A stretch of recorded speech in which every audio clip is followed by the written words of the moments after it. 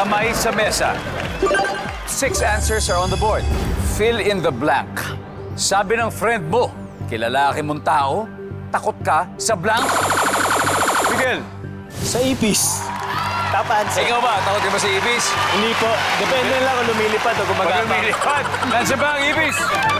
Top answer. Pass or play, Miguel? Pass or play? Play! Balikin mo na siya doon. Alright. Fill in the blank. Elijah, kalalaki mong tao, takot ka sa blank? Takot ka sa multo. Multo! Diba? Lalo na yung mga multong nagpapakita sa episode nyo. Aswang yun sa amin Sa inyo, aswang, iba yun. Sa inyo yung multo, sa inyo yung multo. 8. Nandiyan ba ang multo? Pwede.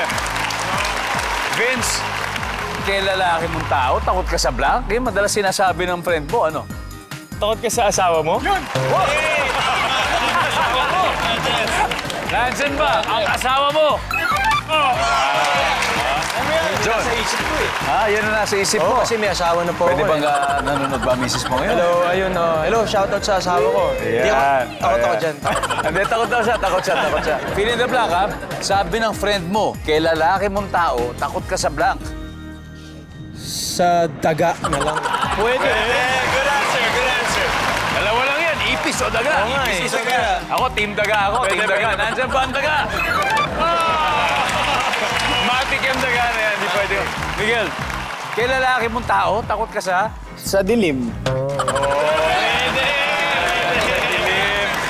Yung iba takot sa liwanag. O, di ba yung mga vampira? O, team gabi. Dilim daw. Tama kaya yon? Takot sa dilim. Wala. Takot sa dilim! Pasok! One last, Elijah. Fill in the blank. Sabi ng kaibigan mo, kay lalaki mong tao, takot ka sa... Naku, isa na lang. Magulang mo? Yun! Magulang. Pwede. Mama mo. Magulang mo. Talagang kinatatakutan talaga dapat natin ang ating mga magulang. Nandyan ba yan? Survey. Wala. We got 2 more chances, Vince. Kay lalaki mong tao, takot ka sa... Sa aso? Aso? Nangyari, nandiyan ba yung aso?